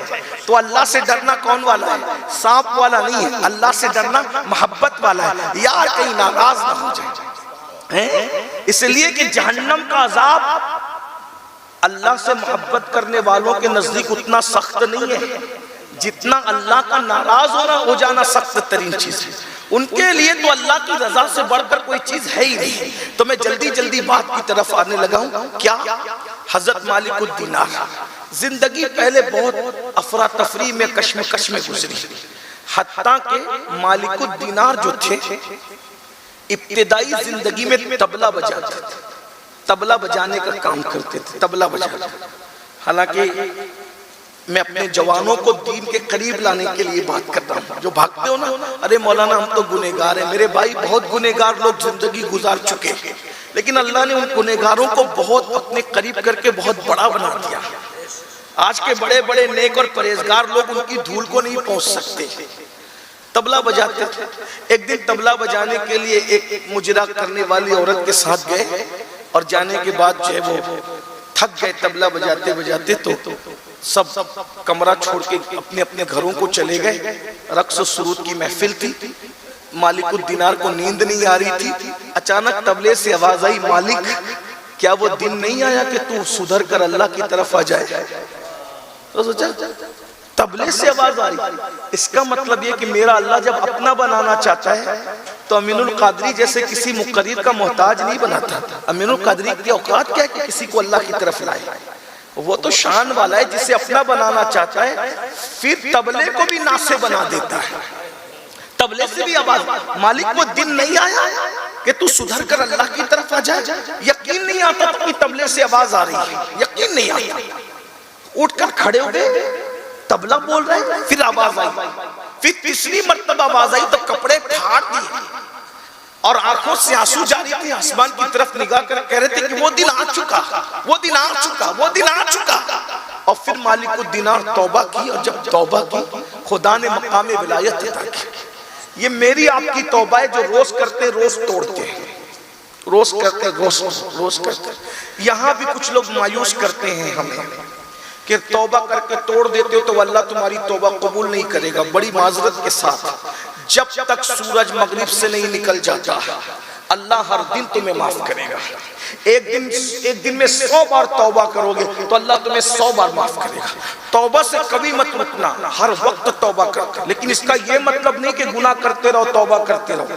अगर गुनाह जानबूझ के करके तौबा करोगे तो ये तौबा है ही नहीं। अल्लाह फरमाता है तू मेरे साथ मजाक करता है, मजाक। लेकिन अगर सच्ची तौबा करोगे कि अब गुनाह नहीं करना, लेकिन अब मैं गुनाह करना नहीं चाहता, मगर न चाहते हुए भी गुनाह हो गया, तो फिर रुकना नहीं, फिर तौबा करना। हदीस पाक है सियासत की, जब कोई बंदा सच्ची तौबा करता है तो अल्लाह तौबा कबूल करके फरमाता है मेरे बंदे को ये तो यकीन है ना कि मेरी कोई तौबा कबूल करने वाला है, इसलिए मैं उसको माफ करता हूँ। अल्लाह फरमाता है बंदे मैं तुझे माफ करता हूँ। और एक बात बताऊं, जब तुम तौबा करते हैं, हम तौबा करते हैं, अल्लाह कितना खुश होता है। अल्लाह फरिश्तों से कहता है 70 किंदीले आसमान में रोशन करो, 70 किंदीले, क्योंकि मेरे बंदे ने तौबा की। जन्नत सजाई जाती है, फरिश्ते पूछते हैं जन्नत क्यों सजाई जा रही है? तो कहा जाता है आज एक जवान ने तौबा की है, उस जवान की तौबा की खुशी में जन्नत को फिर से संवारा जा रहा है, जन्नत को फिर से सजाया जा रहा है। अपनी अहमियत खुद जानो, अपनी अहमियत का खुद एहसास करो। गंदी फिल्मों के चक्कर में पड़ के अपने आप को बर्बाद करने वालों, गंदी पिक्चरों के चक्कर में अपने आप को तबाह करने वालों, गेम खेल करके अपने वक्त को बर्बाद करने वालों, दीन छोड़कर कहीं और मौज मस्तियों में जिंदगी गुजारने वालों, जरा बताओ तो सही, घर वापस लौट आने में क्या हमारी माँ इतना एहतिमाम करती है, हमारी बीवी इतना एहतिमाम करती है, हमारा दोस्त इतना एहतिमाम करता है? अरे मेरे भाई, लोग हमें अहमियत नहीं देते। वो अल्लाह जिसने नबियों को बनाया, वो अल्लाह जिसने फरिश्तों को बनाया, वो अल्लाह जिसने आसमानों को बनाया, सिर्फ तौबा करके मैं उसके दरवाजे पे चला जाऊं तो वो कहता है फरिश्तों से जन्नत संवार दो, ताकि मेरे एक नौजवान बंदे ने तौबा की है, उसकी खुशी में जन्नत संवार दी जाए। अपनी अहमियत खुद समझो, वो हमसे मोहब्बत कितनी करता है। लेकिन हाय रे मुसलमान, तूने सबको अहमियत दी, अपने रब को कितनी तूने अहमियत दी। कुदरत कह रही है वमा क़दरुल्लाह हक़्क़ क़द्री, तूने अपने रब की वो कद्र नहीं की जैसा कि कद्र करने का हक था। मेरे भाई जो आओ, कहाँ इसके उसके दरवाजे पे टाइम पास कर रहे हो, कहाँ अपने वक्त को जाय कर रहे हो, कहाँ अपनी जिंदगी को जाय कर रहे हो? आओ उसके दर पे आओ जो हकीकी इज्जत देने वाला है, उसके दरवाजे पर आओ जो 70 माओं से ज्यादा, करोड़ों माओं से ज्यादा हमसे प्यार करने वाला है। मेरे भाई जो हकीकत में प्यार करता है, उसके प्यार की हमारे पास कोई कद्र नहीं। जो लफ्ज़ियां करते हैं, जो हमें झूठे तसल्लियां देते हैं, जो हमारे मुंह पर तारीफ करके पीठ पीछे बुराइयां करते हैं, हम उनको दिल दे बैठे। अल्लाह अकबर, जरा गौर तो करो, जरा सोचो तो सही। बेवफाओं की मंडी में दिल का सौदा करने वालों, वफा के खालिक से दिल लगा कर तो देखो, खालिक के वफा से अपना दिल जोड़ कर तो देखो, उससे अपने ताल्लुक को जोड़ कर तो देखो। आओ, जिंदगी का असल मजा आएगा। अल्लाह को महसूस करो, वो है उसको महसूस करो। हवा है, जिस दिन उसको महसूस करोगे तो फिर लुत्फ आएगा हवा का। खुशबू है, जिस दिन उसको महसूस करोगे खुशबू का लुत्फ आएगा। अल्लाह अकबर, जिंदगी है उसको महसूस करना सीखो, जिंदगी का असल लुत्फ आएगा। कुदरत है, उसको महसूस करो, फिर देखना तौहीद का कैसा लुत्फ आता है। अल्लाह अकबर, उसकी मोहब्बतों का कैसा लुत्फ आता है। तो बहरहाल हजरत मालिकुद्दीनार ने तौबा की, फिर बहुत नेक बने, पारसा बने, वली बन गए। एक दिन मालिकुद्दीनार, यही मालिकुद्दीनार बगदाद की गलियों में चल रहे, एक बहुत खूबसूरत सी कनीज है, खूबसूरत सी औरत है, और उस कनीज की कई कनीजें हैं। کنیز کی کوئی کنیز نہیں ہوتا، لیکن کچھ ایسی تقدیر والی کنیزیں بھی گزری ہے کہ ان کنیزوں کی بھی کنیز ہوئی ہے۔ وجہ یہ تھی کہ وہ بادشاہ کی کنیز تھی اور سب سے پسندیدہ اور چہیتی کنیز تھی۔ اس بادشاہ نے کئی کنیزیں اس کے ساتھ کر دیا۔ وہ دریائے دجلہ میں غسل کر کے محل کی طرف جا رہی تھی، مالک الدینار کی نظر پڑ گئی اس کے اوپر، تو مالک بن دینار نے کہا اے لڑکی تو کون ہے؟ تو اس نے گردن کو بالوں کو جھرجھری دے کر کے کہا میں بادشاہ کی کنیز اور منظور نظر ہوں۔ بہت خوبصورت تھی، واقعی خوبصورت تھی، میں اس کے حسن کو کیا بیان کروں، لیکن تھی بہت خوبصورت۔ اپنے نوجوانوں کی نگاہوں اور ان کے فکر کے ادراک کے لیے اگر علامہ ارشد القادری کی تحریر کا سہارا لے کر میں آپ تک یہ بات پہنچا سکوں تو اتنا ضرور کہوں گا کہ اس کی آنکھیں کیا تھی؟ نرگس کے پھول تھے۔ اس کا چہرہ کیا تھا؟ ایسا لگتا تھا جیسے 14ویں رات کے چاند نے ابھی ابھی بادل سے اپنے چہرے کو باہر کیا ہو، یا یوں لگتا تھا جیسے ابھی کسی جھیل کے اندر لالا نے مسکرایا ہو۔ اس کے رخسار کیا تھے؟ ایسا لگتا تھا جیسے گلاب کا پھول ابھی ابھی صبح کے اجالے میں اب کسی گلستان میں مسکرایا ہو۔ اس کے بال کیا تھے؟ سنبل کا پودا۔ اس کے ہونٹ کیا تھے؟ لالا۔ اس کے ہونٹ کیا تھے؟ لال یمن۔ اس کے دانت کیا تھے؟ در عدن۔ بولے تو یوں لگتا تھا جیسے پنکھڑیاں جھڑ رہی ہے، یا یوں لگتا تھا کہ جیسے ساون بھادو میں ہلکی ہلکی پھوار کی بارش ہو رہی ہے، یا کسی ہار کے ٹوٹنے پر موتیاں بکھر رہی ہے۔ اللہ اکبر، اتنی خوبصورت تھی۔ اگر چلے دھیرے تو یوں لگے کہ جیسے کوئی مورنی خرام ناز کر رہی ہو، اور دوڑے تو یوں لگے جیسے کوئی ہرن چوکڑی بھر رہا ہو۔ اتنی خوبصورت تھی۔ اس سے زیادہ حسن بیان کروں تو ایسا نہ ہو کہ صبر کا بندھن اہل منبر کا بھی ٹوٹ جائے اور آپ کا بھی ٹوٹ جائے۔ اس سے پہلے کہ بندن صبر ٹوٹے، میں اپنے عنوان کی طرف آ کر آپ کو حقائق کی دنیا میں لے کر چلوں۔ اتنی خوبصورت تھی، لگتا تھا حسن کی ملکہ زمین پہ اتر آئی ہو۔ مالک الدینار جیسا صاحب تسبیح اور مصلی اس کے حسن سے متاثر ہو کر نہیں، بلکہ اس کی اوقات اس کو بتانے کے لیے کہتے ہیں کہ تو بادشاہ کی کنیز ہے۔ ہاں میں بادشاہ کی کنیز ہوں، کتنے میں بیچے گا تیرا مالک؟ آپ ہی چل کے سودا کر لیں۔ چلیں چلتے ہیں۔ بادشاہ عزت کرتا تھا مالک الدینار کی، مالک بن دینار کی بڑی عزت کرتا تھا۔ دربار میں کنیز گئی، گردن کو جھرجھری دے کر کہا دیکھیے کوئی فقیر آیا ہے اور وہ مجھے خریدنے کی بات کرتا ہے۔ کنیز نہیں جانتی تھی یہ فقیر کون ہے، اللہ اکبر، لیکن بادشاہ ضرور جانتا تھا یہ فقیر کون ہے۔ یہ بھیک مانگنے والا فقیر نہیں تھا، کائنات کو نوازنے والا فقیر تھا، جسے مرد درویش کہتے ہیں، جسے مرد قلندر کہتے ہیں۔ انہی قلندروں کے لیے کسی قلندر نے کہا تھا سکندر خوش نہیں ہے لوٹ کر دولت زمانے کی، سکندر خوش نہیں ہے لوٹ کر دولت زمانے کی، قلندر دونوں ہاتھوں سے لٹا کے رقص کرتا ہے۔ قلندروں کی دنیا بڑی عجیب دنیا ہے۔ اللہ اکبر، بادشاہ اللہ اللہ ان کے استقبال کے لیے کھڑا ہو گیا، اپنے بازو میں جگہ دی اور جگہ دینے کے بعد کہا حضرت کیا بات ہے؟ کہا کنیز پسند آ گئی ہے، خریدنے آئے ہیں، بیچو گے؟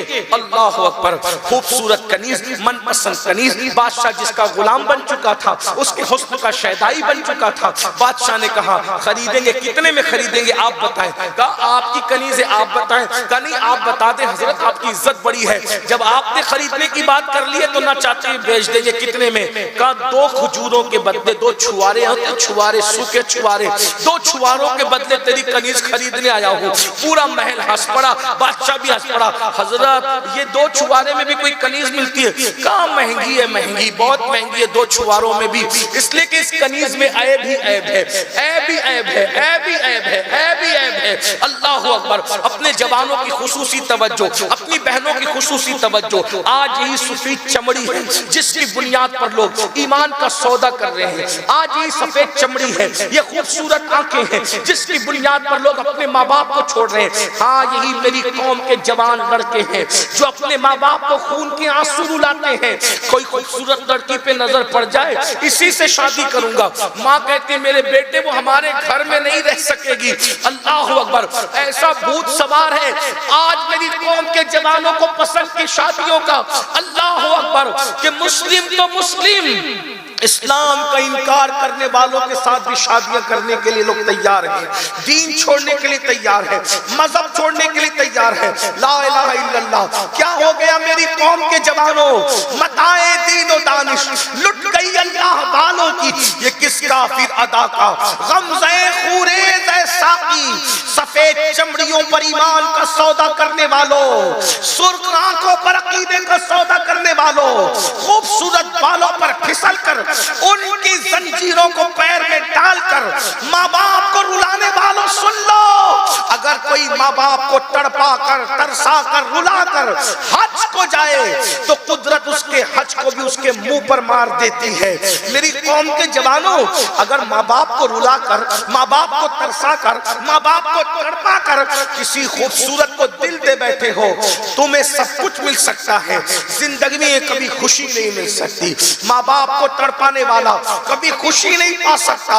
اور قوم کی بیٹیاں اگر موجود ہیں یا انٹرنیٹ کے ذریعے سے گھر میں بیٹھ کر سن رہی ہے تو بڑی معذرت کے ساتھ، حالانکہ سب بیٹیاں ایسی نہیں ہوتی، لیکن ایک بات کہنا چاہتا ہوں، حفظ ما تقدم کے تحت، ویکسین کے تحت، اللہ اکبر، بطور ویکسین ہی سمجھ لے اس کو، اس لیے کہ جس کو کورونا ہو جائے اس کو ویکسین نہیں لگتی صرف، بلکہ جس کو نہ ہو اس کو بھی حفظ ما تقدم کے تحت ویکسین لگائی جاتی ہے تاکہ آئندہ اس کو کورونا نہ ہو۔ اللہ اکبر۔ تو اس کو ویکسینی کے طور پر سمجھے، یہ وہ انجیکشن ہے جو حفظ ما تقدم کے تحت لگایا جا رہا ہے۔ حالانکہ ہم جانتے ہیں آج بھی قوم کی بیٹیاں بڑی پارسا ہیں، بڑی پرہیزگار ہیں، بڑی متقی ہیں۔ اللہ اکبر۔ اے میری قوم کی بیٹیاں، آج اگر تم اسکول کالج میں یا جہاں نوکری کرنے جاتی آفسوں میں یا بیوٹی پارلروں میں یا بازاروں میں، اگر تمہیں کوئی اسلام کا منکر نظر آ جائے، اسلام کا جو وہ انکاری نظر آ جائے، کوئی مشرک نظر آ جائے، کوئی منافق نظر آ جائے، کوئی گمراہ نظر آ جائے، تو اس کی سفید چمڑی دیکھ کر یہ فیصلہ کر لیتے ہو کہ ہم اس کے لیے اس کو اپنا شوہر بنا لیں گے، اس کو اپنی زندگی کا ساتھی بنا لیں گے۔ بڑی معذرت کے ساتھ ہم نے کئی ویڈیو کلپوں میں دیکھا کہ باپ پولیس اسٹیشنوں میں ہاتھ جوڑ کر بیٹی سے کہہ رہا ہے میری بیٹی گھر تو چل کر کے بات کر لیں گے۔ بیٹی کیا کہہ رہی ہے؟ یہ کون ہے؟ میں اس کو نہیں پہچانتی۔ یاد رکھنا، اللہ کے سچے رسول صادق و مصدوق مصطفیٰ جان رحمت صلی اللہ علیہ وآلہ وسلم نے فرمایا ہر مجرم کو عذاب، ہر مجرم کو عذاب اس کی موت کے بعد دیا جاتا ہے، لیکن ماں باپ کے نافرمان کا حال یہ ہے اللہ اسے مرنے کے بعد نہیں بلکہ جیتے جی عذاب دیتا ہے، اسے زندگی میں عذاب دیتا ہے۔ ماں باپ کا دل دکھانے والوں، ماں باپ کو تڑپانے والوں، ماں باپ کو رلانے والوں، زندگی میں عذاب بھگتنے کے لیے تیار ہو جاؤ۔ یہ دنیا مکافات کی جگہ ہے، یہ دنیا اللہ اکبر، میرے آقا نے فرمایا کما تدین تدان، جیسا کرو گے ویسا بھرو گے، جیسا بو گے ویسا کاٹو گے۔ جوانی کی دہلیز پر جذبات سے بے قابو ہونے والے نوجوان لڑکے اور لڑکیوں سن لو، اگر کسی مسلمان سے بھی ماں باپ کا دل دکھا کر تم نے شادیاں کی تو اللہ کے رسول تم سے ناراض ہو جائیں گے، اللہ تم سے ناراض ہو جائے گا۔ اور وہ بندہ جو مسلمان نہیں ہے، اسلام کا منکر ہے، اگر قوم کی کوئی بیٹی اس کا ہاتھ پکڑ کر چلی گئی تو تمہارے ماں باپ بعد میں تڑپیں گے۔ گنبد خضرا میں سب سے پہلے رسول اللہ کا دل دکھے گا۔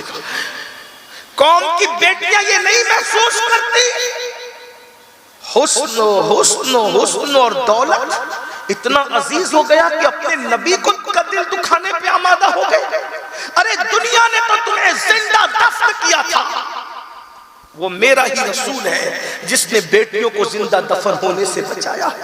جب لوگ اپنی بیٹیوں کو زندہ دفن کر رہے تھے اور شوہر کی چتا پر بیواؤں کو زندہ جلایا جا رہا تھا، اس وقت میرا ہی نبی تھا، میرا تمہارا نبی سید المعصومین آمنہ کا لال، جو اپنی شہزادی کے لیے اٹھ کے کھڑے ہو رہے تھے اور کہتے تھے فدا کے امی وابی یا فاطمہ، فاطمہ تجھ پر میرے ماں باپ قربان ہو جائے۔ میرے رسول نے فرمایا بیٹی کا باپ اور میں محمد جنت میں اتنے قریب ہوں گے جیسے یہ دو انگلیاں قریب ہیں، بس شرط یہ ہے کہ بیٹی کا باپ وہ ہو جو بیٹی کو پیدا ہوتے وقت تو خوشی منائے، اچھا نام رکھے، اچھی تربیت کرے، اچھے گھرانے میں اس کی شادی کرے۔ آج ہم اپنی اللہ اس کے رسول سے بیگانے ہو رہے ہیں، ساتھ ہی ساتھ ماں باپ کا بھی دل دکھا، ماں باپ کو بھی تکلیف پہنچا رہے. یہ پسند کی شادیاں اس نے گھروں کو برباد کر دیا، گھروں کو تباہ کر دیا. شادیاں پسند کی ہی کرو، لیکن کس نے کہہ دیا؟ ہمارے مذہب میں تو یہی ہے کہ لڑکی دیکھنے سے، لڑکی کی شادی ہونے سے پہلے لڑکی کو پسند کرنا. ناپسند والی لڑکی سے ہمارے یہاں شادی ہے بھی نہیں. لڑکی کو بھی یہ حق ہے کہ وہ لڑکے کو پسند کرے، لیکن طریقہ اس کا یہ ہے کہ خود تم نہیں ڈھونڈو گے، ڈھونڈیں گے تو ماں باپ پسند تم کرو. یہ اعزاز ہے ہمارے یہاں. ہمارے یہاں بکریوں کی طرح بیٹیوں کی حیثیت نہیں ہے کہ وہ اپنی خواہش کے لیے خود ہی کسی کو ڈھونڈ لے. ہمارے یہاں ہماری بیٹیوں کی حیثیت شہزادیوں کی طرح ہے. یہ شہزادیاں خود کوئی کام نہیں کرتی، بلکہ اس کے لیے انتخاب، اس کے لیے چنا جاتا ہے، اور چنے ہوئے کو وہ سلیکٹ کرتی ہے، چنے ہوئے کو چنتی ہے. اس لیے ہمارے یہاں رشتہ ماں دیکھے گی، باپ دیکھے گا، چچا دیکھے گا، تایا دیکھے گا، یہ دیکھے گا، وہ دیکھے گا، وہ دیکھے گا، لیکن سلیکشن کرنے کا حق، چننے کا حق بیٹی کو ہے. ماں باپ زبردستی بالغ لڑکی کی شادی نہیں کر سکتے. جو ماں باپ زبردستی کرتے ہیں وہ بھی ظالم ہیں، ہم ان کی مذمت کرتے ہیں.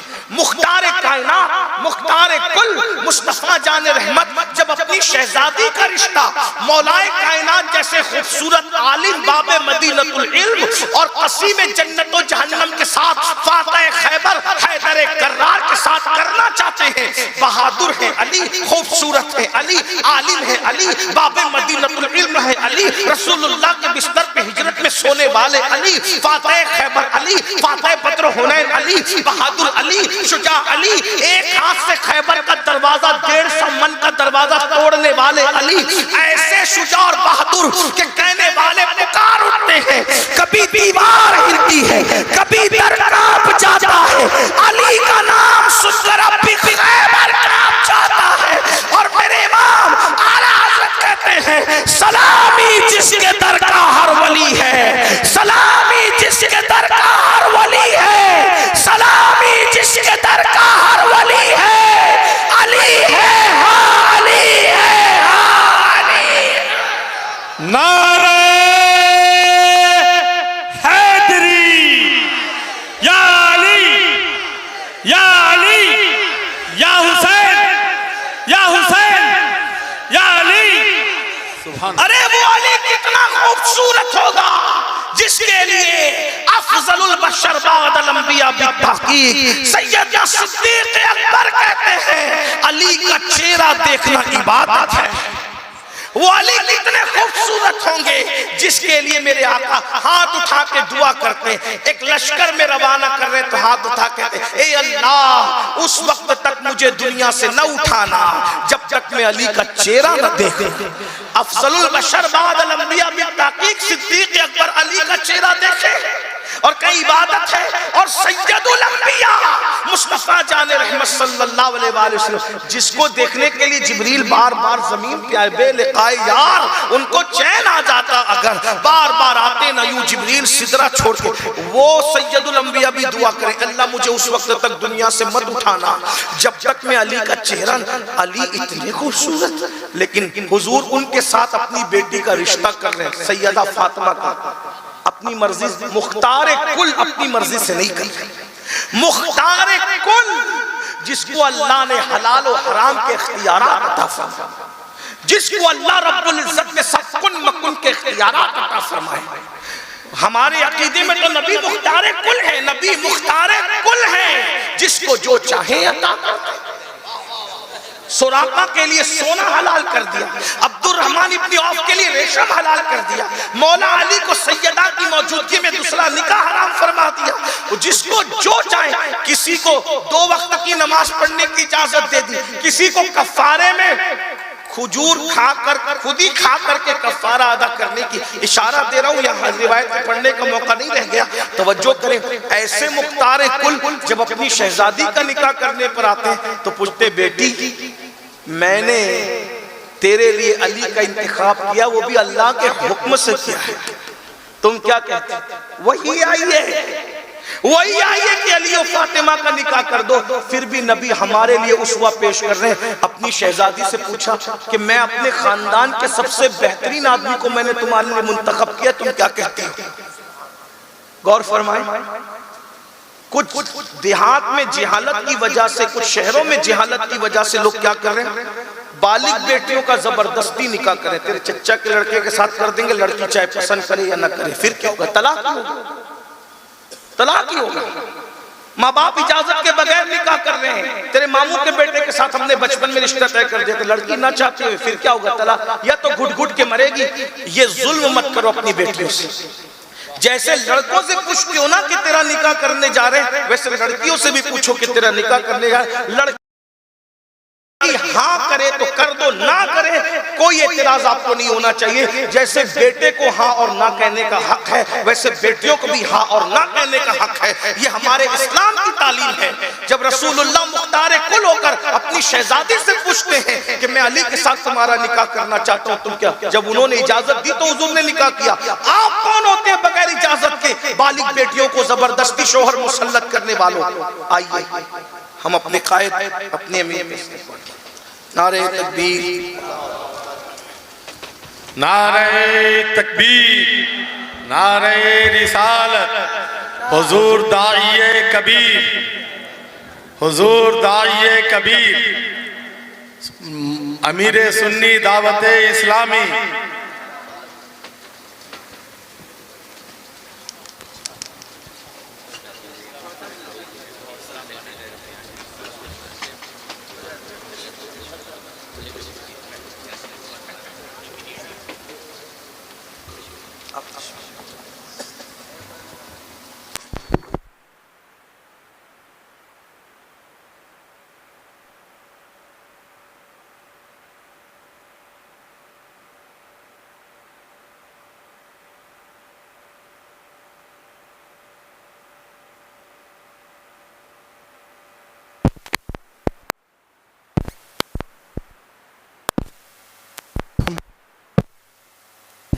صلاۃ و سلام علیک یا رسول اللہ صلی اللہ تعالی علیہ وسلم۔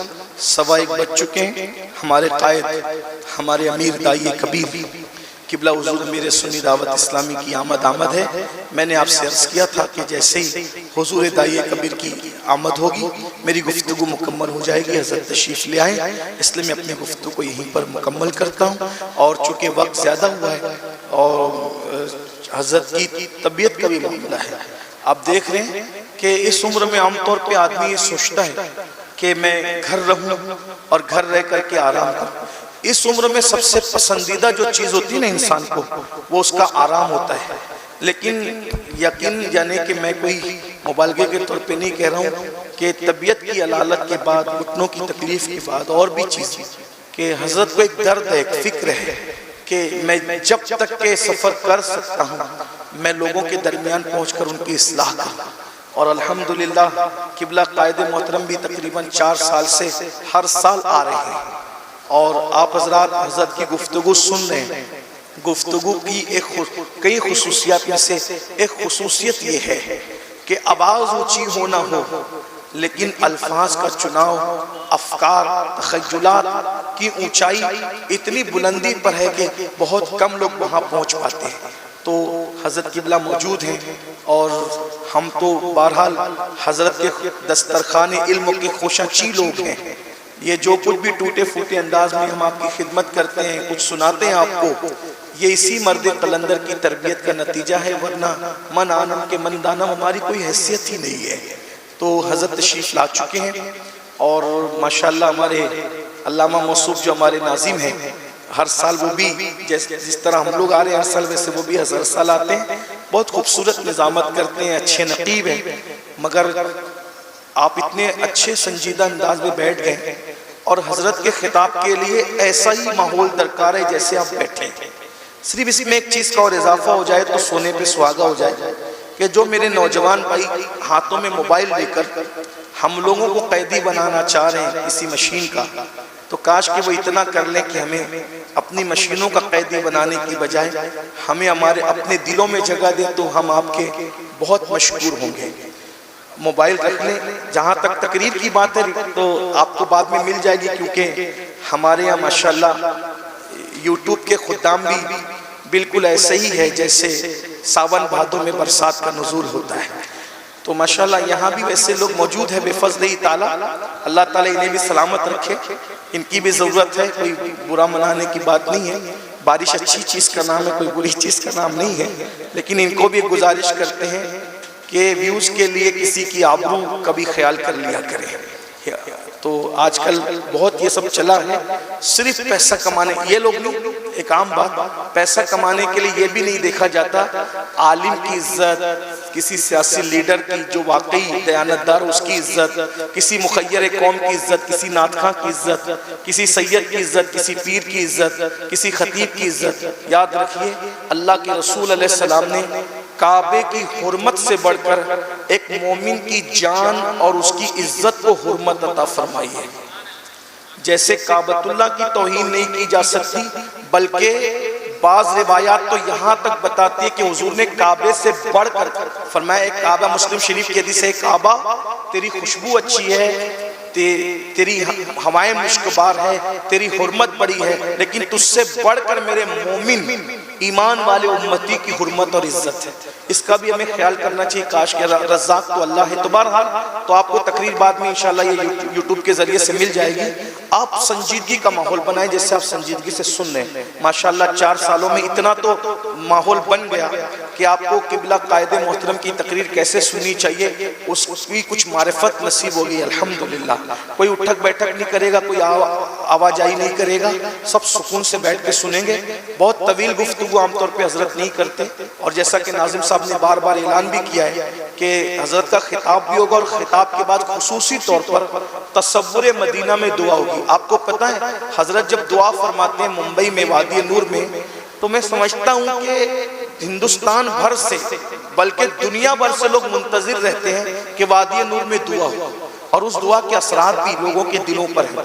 تو حضرت قبلہ ہمارے قائد موجود ہیں، سلسلے عالیہ قادریہ برکاتیہ کے شیخ طریقت بھی ہیں، آخری تک رکیں، سنیں، دعا میں شریک ہوں، اور حضرت کے ذریعے سے اگر آپ حضور غوث پاک کے سلسلے میں مرید ہونا چاہتے ہیں تو آج اتفاق سے شوال المکرم کی 11ویں شب بھی ہے، تو آپ حضور غوث پاک کی نسبت سے سرکار غوث پاک کے مریدوں میں شامل بھی ہونا چاہتے ہیں تو ہو سکتے ہیں۔ کوئی پریشر نہیں ہے، کوئی زبردستی نہیں ہے، کوئی پری پلاننگ بھی نہیں ہے، یہ خوشی کا سودا ہے، اگر آپ چاہیں تو ہو سکتے ہیں، اور انشاءاللہ ہوں گے تو آپ کو اس کی برکتی نصیب ہوگی انشاءاللہ۔ تو آئیے میں بھی کوئی زیادہ وقت لینے کی بجائے ناظم صاحب اچھی نظامت کرتے ہیں، ان سے معذرت، ان کا حق طلب کرتے ہوئے میں یہ چاہوں گا کہ اس خوبصورت ماحول میں خوبصورت گفتگو کے لیے خوبصورت خطیبی کو پیش کر دیا جائے، اور امام اہل سنت کے چند مصرے میں رسول پاک کی بارگاہ میں بطور خراج پیش کروں اور اپنے قائد کو دعوت دوں۔ میرے امام کہتے ہیں، آنکھیں رو رو کے سجانے والے، جانے والے نہیں آنے والے، وہی دھوم ان کی ہے ماشاءاللہ، مٹ گئے آپ مٹانے والے، جگمگا اٹھی میری گور کی خاک، تیرے قربان چمکنے والے، حسن تیرا سا نہ دیکھا نہ سنا، حسن تیرا سا نہ دیکھا نہ سنا، حسن تیرا سا نہ دیکھا نہ سنا، کہتے ہیں اگلے زمانے والے، کہتے ہیں اگلے زمانے والے، سنیوں ان سے مدد مانگے جاؤ، بڑے بکتے رہے بکنے والے، بڑے بکتے رہے بکنے والے، آسیو تھام لو دامن ان کا، وہ نہیں ہاتھ جھٹکنے والے، آسیو تھام لو دامن ان کا، وہ نہیں ہاتھ جھٹکنے والے۔ اور کیوں رضا آج گلی سنی ہے، کیوں رضا آج گلی سنی ہے، اٹھ میرے دھوم مچانے والے۔ آئیے استقبال کریں، نعرہ تکبیر۔ ماشاءاللہ کچھ لوگ ہاتھ اٹھانے بیدار ہیں، سب اٹھانے تو اور بھی کرم نوائی۔ نعرہ تکبیر، نعرہ رسالت، نعرہ رسالت، نعرہ رسالت۔ حضرت قبلہ قائد محترم، السلام علیکم۔ ظلم مت کرو، بددعا مت لو کسی کی۔ بزرگوں نے بیان کیا، اپنی کتابوں میں لکھا، ایک بڑھیا تھی اور وہ بڑھیا کی ایک جھوپڑی تھی، اس نے جھوپڑی میں رہتی تھی۔ آج کل ہم دیکھ رہے ہیں اپنے مالیگاؤں شہر میں بھی مالدار لوگ غریبوں کو دباتے ہیں، طاقتور لوگ غریبوں کو دباتے ہیں، بالخصوص تھوڑے سے جن کو اللہ طاقت و قوت دیتا ہے کمزوروں کو دباتے ہیں۔ لیکن میں لوگوں سے یہ کہتا ہوں کہ کمزوروں کو دبانے میں کوئی کمال نہیں ہے، کمزوروں کو اٹھانا کمال۔ اٹھانے والے بنو, گرانے والے مت بنو. یاد رکھنا, گرا کے کبھی سکون نہیں ملتا, ہمیشہ سکون اٹھا کے ملتا. کسی کو دکھ دے کر کبھی سکون نہیں ملتا, ہمیشہ سکھ دے کر سکون ملتا ہے. بڑھیا تھی, اس کی چھوٹی سی جھوپڑی تھی. ایک بادشاہ کو خیال آیا کہ میں نے کوئی محل بنانا ہے اپنا. محل کے لیے اپنے نوکروں سے کہا, سپاہ سے کہا, میرا محل بنانا چاہتا ہوں نیا. زمین دیکھو. زمین دیکھنے وہاں کیا معاملہ تھا, کوئی خریدی بکری تو کرنی نہیں تھی, پوری سلطنت بادشاہ کی تھی. انہوں نے ایک جگہ کا انتخاب کیا, جگہ منتخب ہو گئی, محل کی سنگ بنیاد رکھ دی گئی, محل کی تعمیر بھی شروع ہو گئی, محل بن بھی گیا. محل بن گیا جنگل میں, تو جنگل میں تو منگل ہی ہو گیا. جب محل بن گیا تو کسی چاپلوس نے, کیونکہ لوگ کہتے ہیں نا شاہ سے زیادہ شاہ کے نوکر جو ڈیڑھ ہوشیار ہوتے ہیں, تو ایسا ہی ہوتا ہے. چمچے بڑا خرابہ کرتے ہیں, چمچے ارد گرد کے لوگ بڑا خرابہ کرتے ہیں. اللہ کی امان مانگیے. پہلی بات تو چمچے رکھیے ہی مت. مالداروں کے ارد گرد تو ہو ہی جاتے ہیں, مالداروں کے ارد گرد ہو جائیں گے, طاقتوروں کے ارد گرد ہو جائیں گے, اہل علم کے ارد گرد ہو جائیں گے. ضرورت نہیں ہے, ضرورت نہیں ہے. اس لیے کہ قدرت نے ہاتھ دیا, ہاتھ کا استعمال کیجیے. دنیا سے اگر چمچے ختم ہو جائیں تو دنیا سے جھگڑے ختم ہو. ہاں, چمچوں سے کھانے والوں کے منہ جلتے ہیں, منہ یاد رکھنا. اس لیے کہ ہاتھ سے کھاؤ گے نا تو ہاتھ بتائے گا کہ کتنا گرم ہے کہ نہیں گرم ہے. چمچہ کبھی نہیں بتائے گا. چمچے نے تو بتانا ہی نہیں, کہ اس کا کام ہی نہیں. وہ تو چمچہ رہتا کچھ ہے, بتاتا کچھ. چمچے کی تعریف ہی ہے. اس لیے آپ گھر میں ہو تو بھی چمچے مت پالو. کچھ ساس لوگ ایسی ہوتی ہے جو کچھ بہووں کو چمچ بنا کر رکھتی ہے, ان کی بھی ضرورت نہیں. ہنسنے کی بات نہیں. کچھ لیڈران ایسے ہوتے ہیں جو لوگوں کو چمچے بنا کے رکھتے ہیں. کچھ اہل علم ایسے ہوتے ہیں جو کچھ لوگوں کو چمچے بنا کے رکھتے ہیں. ان کی ضرورت نہیں ہے, سماج کو ضرورت نہیں. چمچہ کبھی نہیں بتائے گا کہ کھانا گرم ہے. آپ منہ میں ڈالیں گے تو آپ کا منہ جل ہی جانا ہے. ہاتھ بتائے گا. اب ہاتھ کیوں بتائے گا؟ کیونکہ ہاتھ آپ کے جسم کا ایک حصہ ہے اور اس کو آپ سے ہمدردی ہے. چمچے کو آپ سے کیا ہمدردی ہے؟ نہ وہ آپ کے جسم کا حصہ ہے, نہ وہ آپ کے وجود کا حصہ ہے. وہ تو بنا کسی اور فیکٹری میں, آپ بنے کہیں اور ہے. بہرحال اب میں چمچے پر ہی بات کروں تو بھی کچھ چمچوں کو بھی برا لگے گا نا, تو چھوڑ دیجیے, بات طویل نہ ہو. تو بادشاہ کے کسی چمچے نے کہا, بادشاہ آپ کا محل تو بڑا خوبصورت ہے, لیکن یہ بازوں میں یہ بڑھیا کی جھوپڑی ذرا اچھی نہیں لگتی. یہ جھوپڑی اچھی نہیں لگتی. بادشاہ نے کہا کوئی بات نہیں. اب بادشاہ کے لیے کیا تھا جھوپڑی ہٹانا. بادشاہ جو ٹھہرا, بادشاہ نے کہا بڑھیا کو بلاؤ. بڑھیا کو بلایا. کبھی یہ جھوپڑی کی جو تمہاری جگہ چھوٹی سی جھوپڑی ہے, اس کو خالی کر دو. اس کی جگہ جہاں تم چاہو گے ہم تمہیں زمین دے دیں گے, وہاں جھوپڑی بنا لینا. یہاں مخمل میں ٹاٹ کا پیون لگ رہی ہے آپ کی جھوپڑی, ہٹاؤ یہاں سے. بڑھیا نے کہا بادشاہ میری زندگی کے جوانی سے لے کر اب تک کا وقت میں نے گزار دیا اس جھوپڑی میں. میرا دل لگا ہے, میں بوڑھی ہو گئی ہوں, بہت دن میں جی نہیں سکتی, میں بہت دن نہیں رہوں گی, تھوڑے دن برداشت کر لو. اب میں نے خریدا ہی جگہ, میں نے کسی جگہ پہ قبضہ نہیں کیا ہے, میرا حق ہے اس زمین پہ, اس لیے تھوڑا برداشت کر لیجئے. میں مر جاؤں گی پھر سب آپ ہی کا ہوگا, میں یہ جگہ چھوڑ کے نہیں جاؤں گا. بادشاہ نے کہا کوئی بات نہیں, چلو جاؤ ٹھیک ہے. اب وہ تو چلی گئی. اس کے چمچوں نے پھر ورغلایا کہ یہ اچھی نہیں لگتی, یہ کام کرو, یہ بڑھیا کر کیا لے گی. یاد رکھنا, ہر ظلم کرنے والا یہ سوچتا ہے کہ یہ کر کیا لے گا. وہ کچھ نہیں کرے گا, وہ کمزور ہے, وہ کچھ نہیں کرے گا, لیکن اس کا جو رب ہے وہ بہت طاقت والا ہے. یہ مت بھولنا کبھی. ظلم کرنے والوں کو یہ کبھی مت نہیں بھولنا چاہیے کہ انسان کمزور ہے, مگر اس کا رب, اس کا خدا بہت طاقت والا ہے, وہ بہت قوت والا ہے, وہ بہت غیرت والا ہے. بڑھیا کے متعلق چمچوں نے کہا وہ کر کیا لے گی. بادشاہ بہکائے میں کہا توڑو اس کی جھوپڑی. اس کی جھوپڑی توڑ دی. بڑھیا بھیک مانگنے گئی تھی, جب واپس آئی تو دیکھا کہ جھوپڑی نہیں ہے. سوچا کہ میں کہیں غلط, بوڑھی تھی, غلط جگہ تو نہیں آ گئی, لیکن پھر کہا کہ ارے اسی کے محل کے سائے میں تو میری جھوپڑی تھی. توڑ دی ان لوگوں نے. خدا کا کرنا, جھوپڑی کا ٹوٹنا تھا کہ برسات شروع ہو گئی. برسات ہوئی, ایسی ٹھٹری وہ بڑھیا, اور رات پوری اس نے سردی, کڑاکے کی سردی میں گزاری. اور اس سردی کے بعد اس کو آیا غصہ، اور غصہ آیا، وہ کر کیا سکتی تھی؟ دل سے فریاد نکلی، آسمان کی طرف نگاہ اٹھی، مولا میں یہاں سے گئی تھی، تو کہاں تھا؟ اس کے مظلوم کے، اللہ کے رسول علیہ السلام فرماتے ہیں مظلوم کی دعا اور اللہ رب العزت کے اجابت میں کوئی پردہ نہیں ہوتا۔ ادھر مظلوم کے منہ سے دعا اور بد دعا نکلتی ہے اور ادھر اجابت الہی سے ٹکرا جاتی ہے۔ اللہ اکبر، کیا ہوا؟ کیا ہوا؟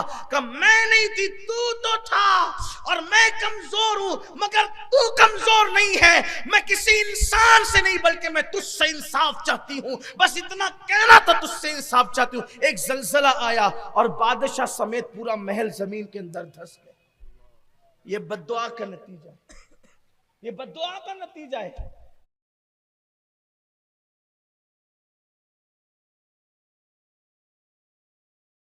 تک ماں بہن کی گالیاں دیتے رہو گے۔ ماں بہن کی گالیاں دینے والوں، سرکار غریب نواز فرماتے ہیں جو اپنی زندگی میں کسی مومن کو گالی دیتا تھا، مرتے وقت اس کی زبان پہ کلمہ نہیں آئے گا۔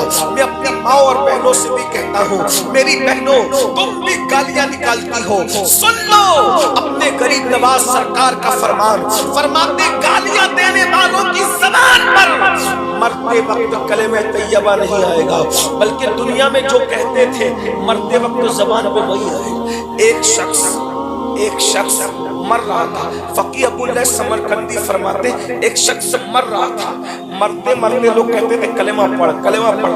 وہ کیا کہتا تھا؟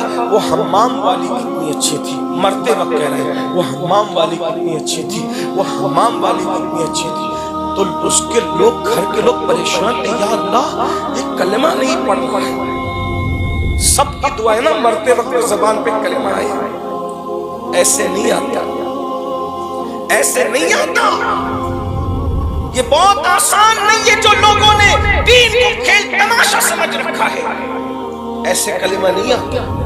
وہ مرتے ہوئے کہہ رہا تھا وہ حمام والی کتنی اچھی، اور لوگ حیران تھی کیا بک رہا ہے مرتے ہوئے۔ سوچو اس کا انجام کیا ہوا ہوگا۔ اس کے دوستوں میں سے کسی گہرے دوست سے پوچھا یہ حمام والی کا کیا مسئلہ ہے؟ کہا یہ لڑکیوں کا بڑا رسیہ تھا، یہ عورتوں کا بڑا شوقین تھا، اور یہ اس چکر میں رہتا تھا کہ کوئی عورت مل جائے اور اس کے ساتھ اپنی ہوس پوری کرے، بدی کرے، بدکاری کرے۔